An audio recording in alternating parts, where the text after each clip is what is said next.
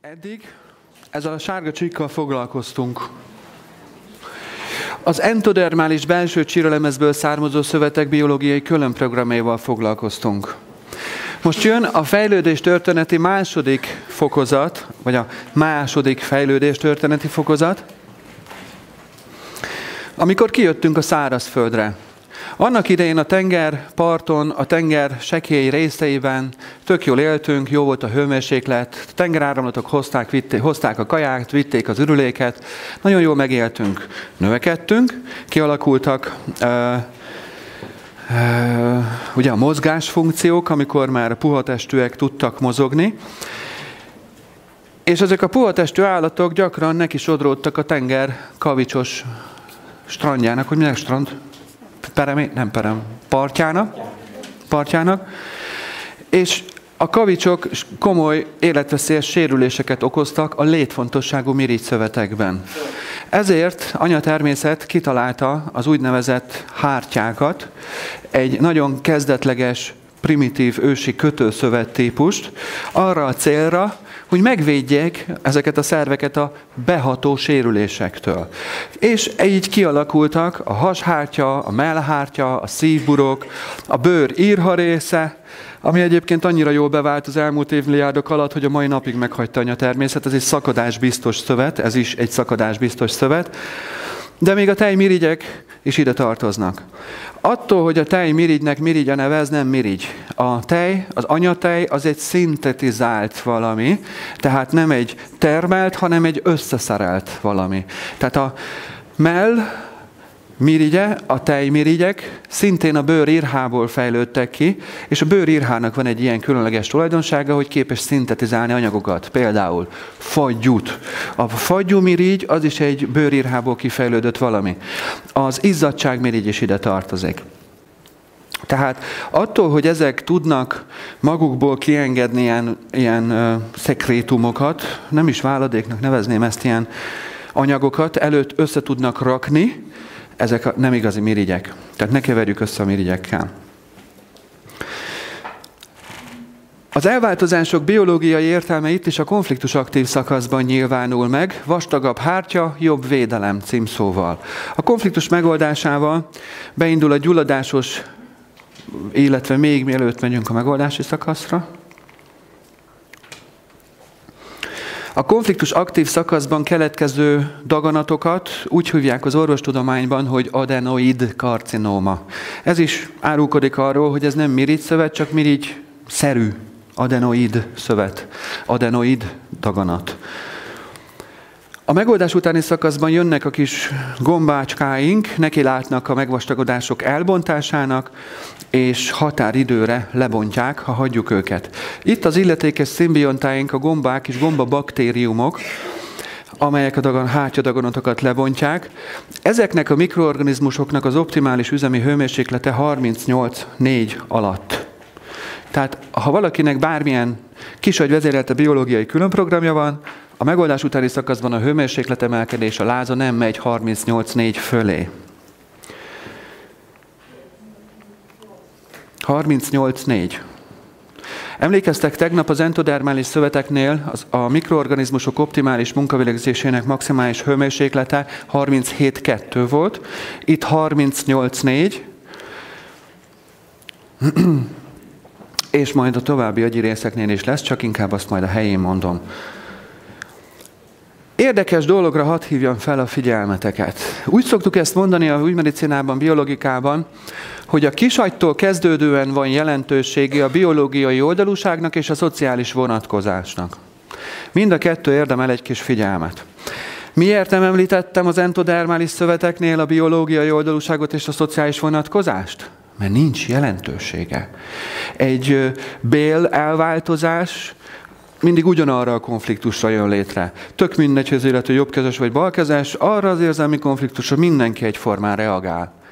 Itt viszont már anyatermészet kezd parádézni, kezd variálni, ugyanis az, hogy valaki jobbkezes vagy balkezes, ugye úgy mondjuk ezt a matematikában, hogy ez egy kétváltozós tényező, beépítette a képletbe, plusz még beépítette az úgynevezett szociális vonatkozást.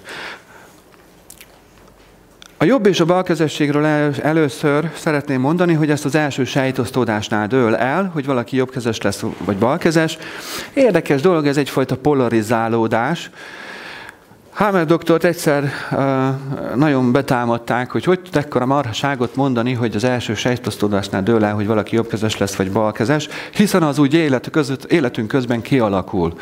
Hamel doktor nagyon gáláns, hát ugye nem volt hülye gyerek, egyszerűen válaszolt. Az egypetéjű ikrek egyikje mindig jobbkezes, a másik mindig balkezes. Ebből arra következtetek, hogy ennek ott kell eldőlnie, és megfőtt a támadás.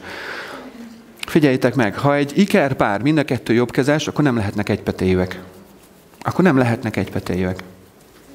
Akkor is úgy néznek ki. Ismerünk olyat, hogy 3-as ikrek, egypetéjűek, 2 balkezes és 1 jobbkezes. Tehát végül is lehet, ha 4 felé osztani.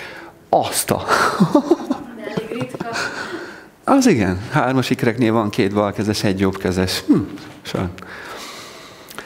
Tehát a kezűséget sokféleképpen meg tudjuk állapítani. Van az úgynevezett tapsteszt. Amelyik kezedet belecsapod a másikba, általában az a mérvadó.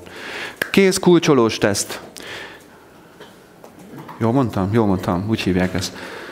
Olyan megmondom őszintén, tavasszal tartottam utoljára Magyarországon ilyen tréninget, és azóta csak külföldön tartom, és már átállt egy kicsit az agyam. Amelyik ujjad felül van, az a mérvadó. Célbadobós teszt. Amelyik kezeddel messzebbre és pontosabban tudsz dobni, az valószínűleg az a mérvadó. Fogkefe teszt. Amelyikkel ügyesebben mozgatod a fogkefét, valószínűleg, hát én bal kézzel elég suta vagyok, ki könnyékből mosnám a fogamat szerintem, de jobb kézzel nagyon ügyesen, finom. A finom mechanikus, a finom motorikus mozgás az árulkodik sokszor. Na, milyen tesztek vannak még? Várjatok, ezért a kérdéseket kérlek szépen tartsátok meg a végére, úgyis mindjárt válaszolok erre a kérdésre is. Tűbefűzős teszt. Baba teszt, nagyon jó. Először is a tűbefűzős teszt. Amikor én konzultálok valakivel, és akkor most lelövöm a poént, akkor már nem lesz ott eredeti, úgy szoktam ezt a tűbefűzős tesztet, kérdést föltenni, adok a kezedbe egy tűt meg egy cérnát. Melyik kezedben van a tű? Aki azt mondta, hogy bal, annak az jobbkezes. Mert a bal kézben, ez egy beugratós kérdés, ez az agyadat egy kicsit becsapom vele, hogy amelyik kezedben van a tű, az a fix, az a lustábbik. Régen azt mondták ügyetlenebbik, de nem, csak másképpen vagyunk beállítva. És akkor a finom motorikus mozgást így csinálod. Van a baba teszt,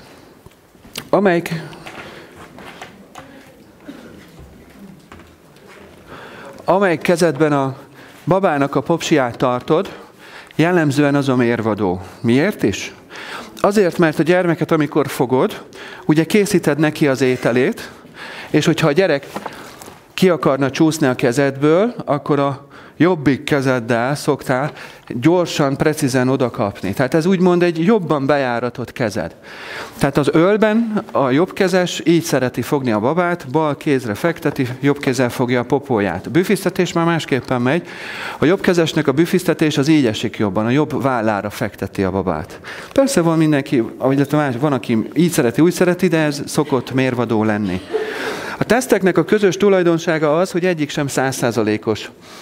Ha a bizonytalanság lép fel, akkor mindegyiket végig szoktuk csinálni, és akkor a többsége elvileg megmutatja. Van egy jófej új medicinás kollégám, ő azt szokta mondani, ha nem vagy benne biztos, hogy jobbkezes vagy, akkor balkezes vagy. Nem hoztam 100%-ba, de jó gondolat. Igen, volt akkor a babateszt, tűbefűzős, tehát ezzel nagyjából meg lehet állapítani.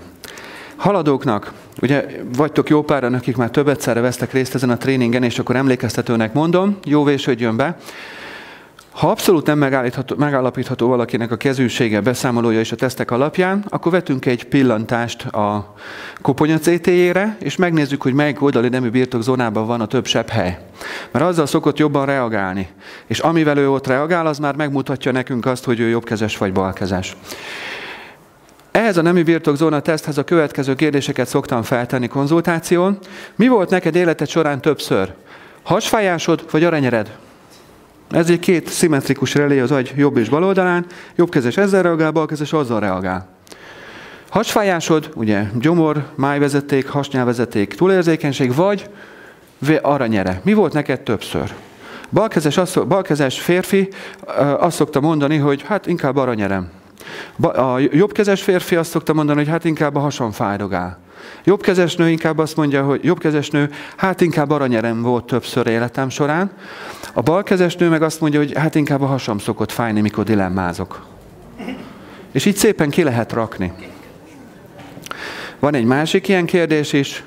Mi volt életed során többször? Gégegyulladásod vagy hörgőgyulladásod? Ez is az agy két oldalán lévő relé, amelyekkel reagálunk, ez utal arra, hogy milyen kezűek vagyunk. A kezűség mellett, ami egy kétváltozós tényező a mezodermális és ektodermális különprogramok képleteiben, megjelenik egy másik kétváltozós tényező. Ne aggódjatok, nem bonyolult ez a dolog, vagy ez, vagy az, és akkor ebből így összeáll a kép. Megjelenik az úgynevezett szociális vonatkozás. Mi az a szociális vonatkozás? Megfigyelhető, hogy a kisagy velőállomány és kéregállomány vezérelte biológiai különprogramoknál a szociális vonatkozás számít. Kétfajta szociális vonatkozást különböztetünk meg. Van egy ilyen függőleges irányultságú, egyfajta függőségi viszonyt szimbolizáló vonatkozás, és van egy velem együtt élő élőnyekkel kapcsolatos vízszintes reláció. Most ez csak egy ábrázolás a függőleges meg vízszintes. Minden ember az előd, utód, gondozó, gondozott kategóriába tartozik, akitől valamilyen értelemben függök, és aki valamilyen értelemben függ tőlem. A Hameri anyagokban csak anya-gyermek vonatkozásokat olvashattok. Ez nagyon jónak jó, csak félreérthető. Mert itt gondozó, gondozott, gondviselő, gondviselt relációról van szó. És nem csak az anyuka lehet a gondviselt, vagy a gondviselő. Sőt, ismerek olyat, házaspár, a férj és a hölgynek lett elváltozása abból, mert nem lelkiismeret furdalása volt, hogy a férjének az idős anyját a távolság miatt nem tudja úgy gondozni. Tehát semmiféle genetikai reláció nincs ebbe. Itt attól függ, hogy te hogy veszed, hogy te az illetőt melyik szociális kategóriába sorolod. Van tehát az előd, utód. Jó, akkor írjuk fel először az egyiket, szépen sorba lediktálom. Tehát az egyik az, úgy szoktuk ezt, ha csak egy kifejezéssel említjük, akkor gondozó-gondozott reláció, gondozó-gondozott viszony. És a gondozó-gondozott viszonyba tartozik bele az anya-gyermek, atya-gyermek, itt főtt meg sok hámeristának a konfliktus feltárása. A hámeristák azok, akik ilyen hámer fanatikusok, nem tudnak a hámer által kimondott szavakon túl gondolkozni. Mi volt? Előd-utód, anya-gyermek, atya-gyermek, beosztott, főnök beosztott. Inkább ezt úgy fogalmaznám, hogy fölé rendelt, alárendelt, akármilyen értelemben.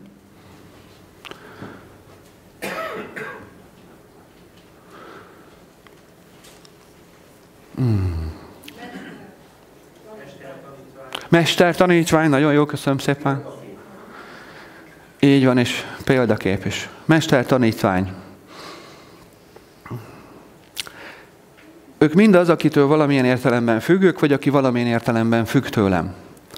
A másik reláció az úgynevezett partner-kortárs reláció. Partner-kortárs. Mondhatom úgy is, hogy mindenki ide tartozik, aki nem függ tőlem, és nem függök tőle. Tehát a velem együtt élő egyenrangú másik élőlény tartozik ide. Tudod, mi az érdekes? Hogy a szülőknél az anyuka reflexzerűen az előd-utód gondozó kategóriába tartozik, az apuka pedig a partner kategóriába, mindig, ilyen ösztönösen. Csak akkor variálódik ez, hogyha az apuka a gondozó, és nincs ott az anyuka. Akkor az apuka minősül gondozóvá. De amikor az apuka ott van, és ott az anya is, akkor az anyuka lesz a gondozó. Biológiailag így vagyunk beállítva.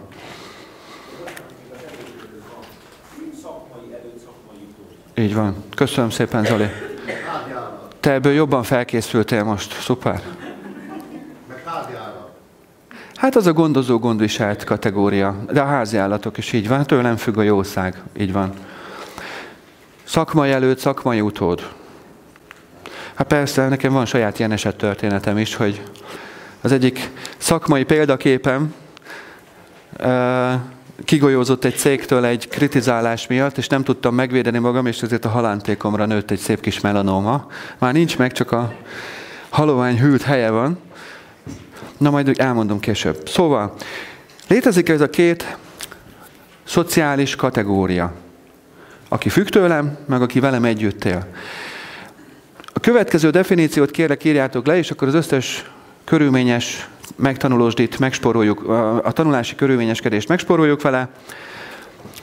Mezodermális kisagyvezéreltek külön programoknál a biológiai oldalúság és a konfliktus szociális vonatkozása csak arról dönt, hogy a testnek melyik oldalán lesz az elváltozás.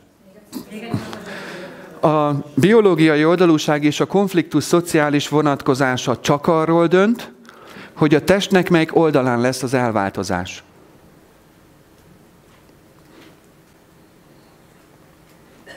És már is felírhatod, jobbkezesnek jobb oldal partnerkortárs, jobbkezesnek bal oldal elődutód, gondozó-gondozott. Jobbkezesnek jobb oldal partnerkortárs, jobbkezes bal oldal, testén bal oldalt megjelenő elváltozás, elődutód, gondozó-gondozott vonatkozás. Balkezeseknél fordítva, tehát a balkezesnek a bal oldal a partner oldal, balkezesnek a jobb oldal az elődutód oldal a testen. Hát szerintem az élőadásokban ezeket párszor már kiduváltam.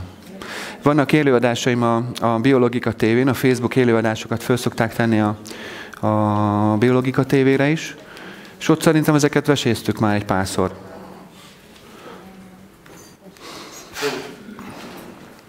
Még egyszer. A mezodermális vessző kisagy vezérelte biológiai különprogramoknál a biológiai oldalúság és a konfliktus szociális vonatkozása csak arról dönt, hogy a testnek melyik oldalán fog megjelenni az elváltozás.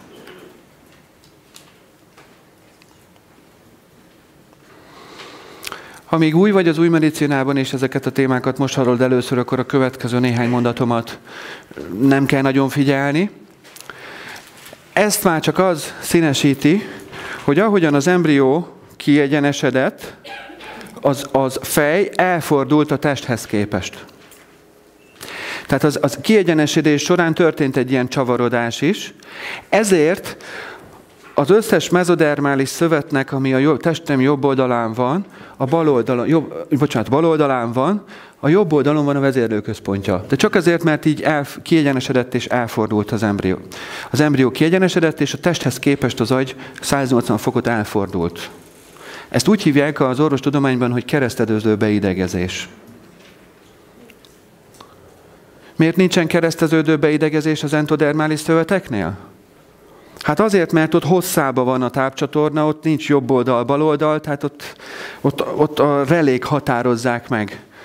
Tehát, hogyha kétséged van, hogy mi hogy esik, hova való, vessél egy pillantást az agyszerkezeti rajzra, és rögtön képbe leszel. Itt viszont van ez az úgynevezett kereszteződő beidegezés, az agy relé és a szerv között ilyen keresztezés van. De ezt téged ne zavarjon meg, vágd be a definíciót, amit lediktáltam, és egy hónap zavarosba tapogatózást meg tudsz ezzel spórolni. Hámeranyagokban sajnos nincsenek ilyen tömör, precíz, pontos definíciók, és nekem nagyon nagy nyűglődést okozott úgy kibogozni a Hámer doktornak a félmondataiból, hogy most ezzel vajon mit akar mondani.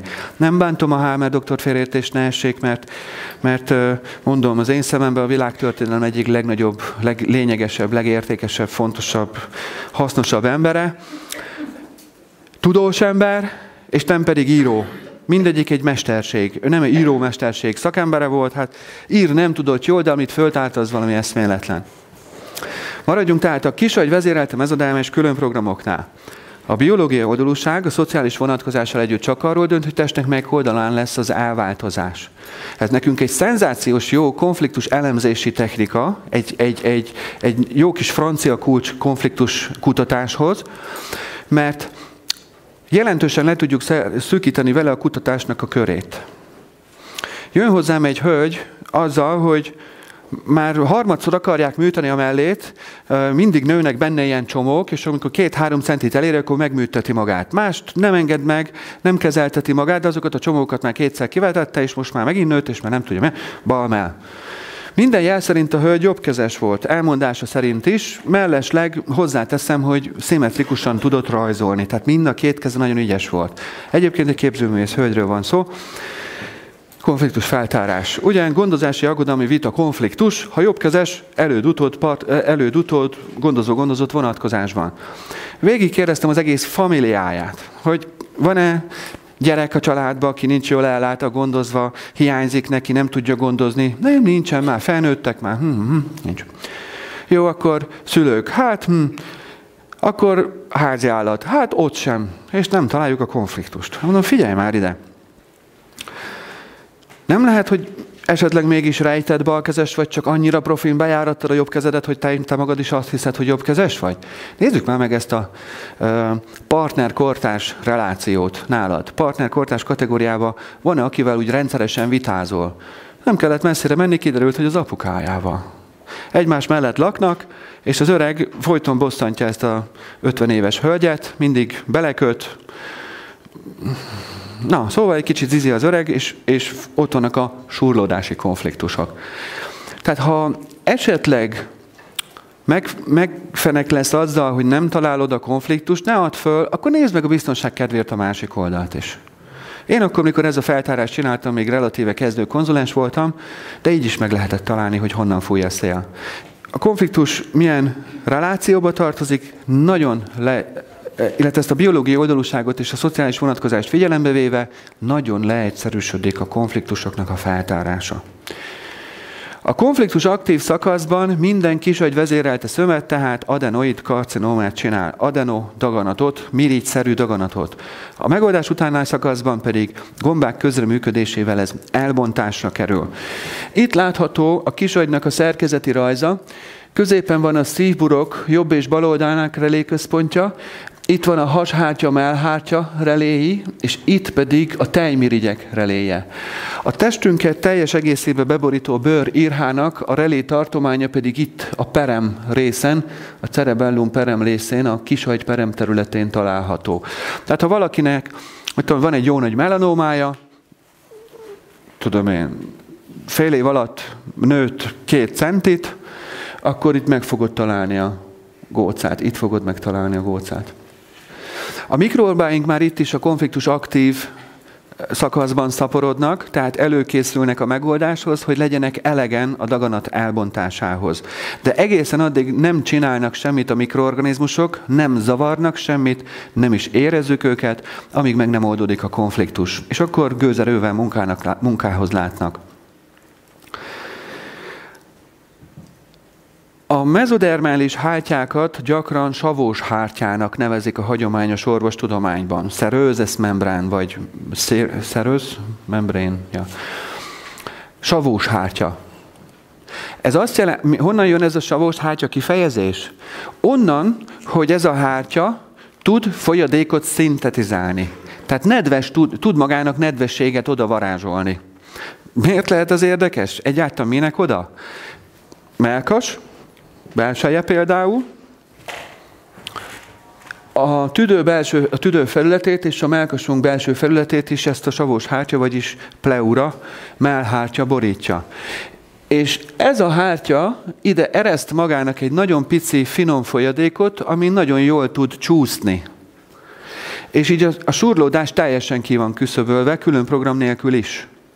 Ezért hívják ezeket savós hártyának. Hashártya szenzációs, amit tud, hiszen gondolj bele, valakinek van egy akármilyen belső elváltozása, bélgyulladás, vagy akkor a hashártya képes volt a hasban lévő szutykokat felszívni, eltakarítani.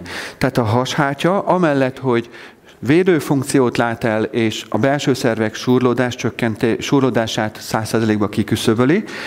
Emellett még a hasoredi folyadékokat is el tudja takarítani. Ezért sem kell nagyon aggodalmaskodni, mikor valakinek folyadék van a hasában, az nem véletlenül van ott. Nézzük akkor a bőr írha részét. Kezdjük a bőrrel. Itt a bőr írha részét, a kóriumot, vagy dermiszt értjük. Ez a felhám alatti rész, és különleges tulajdonsága, hogy ez egy szakadásbiztos szövet. Én nem tudom, hogy csinálta meg anyatermészet a morfológiáját, anatómiáját, de ez egy szakadásbiztos szövet. Amikor gördeszkával eltaknyolsz a betonon, és könyököddel végighúzod az aszfaltot, azért nem megy le csontig a máz, mert az írha megvédett. Akkor is, hogyha az írha ott 1 mm vastag. Tehát baromi jó védelmet tud a mai napig biztosítani. Mivel ez egy védőszövet, védelmi, sérülés-félelmi konfliktusokra reagál. Önvédelmi, fajvédelmi konfliktusoknak hívjuk ezeket.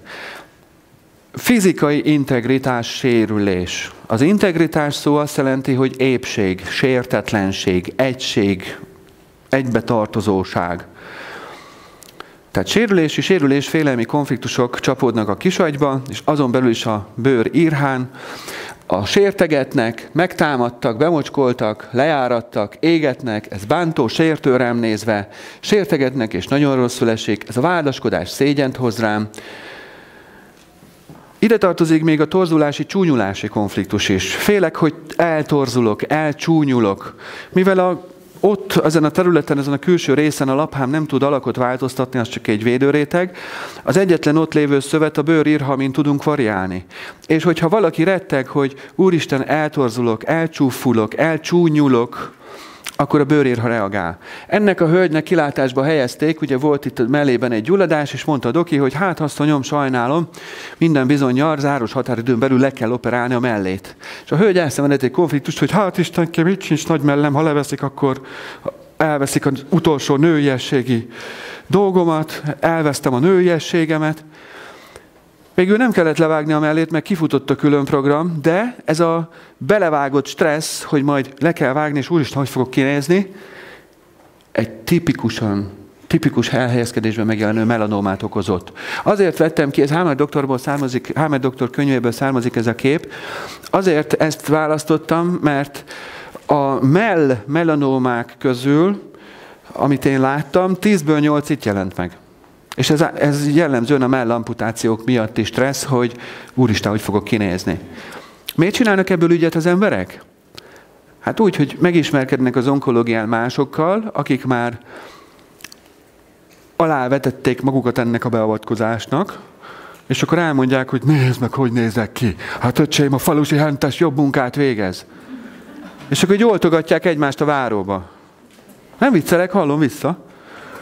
És akkor ott az ideg, hogy úristen, hogy fogok kinézni engem, és úgy a konfliktus, ami itt elváltozást beindít, tehát egy sértegetési, vádaskodási, csúfulási, torzulási konfliktus. A konfliktus aktív szakaszban, amíg kattogunk ezen a dolgon, hogy de besértettek, és nem tudom megvédeni magam, megjelennek a bőr vastagodások, azon belül is az úgynevezett pigmentes, festékes, melanotikus melanómák. Tehát ez a barna színű melanóma. Ez az, amit régen akár anyajegynek is hívtak, ugyanaz a kettő, semmiben nem különbözik az anyajegy meg a melanóma.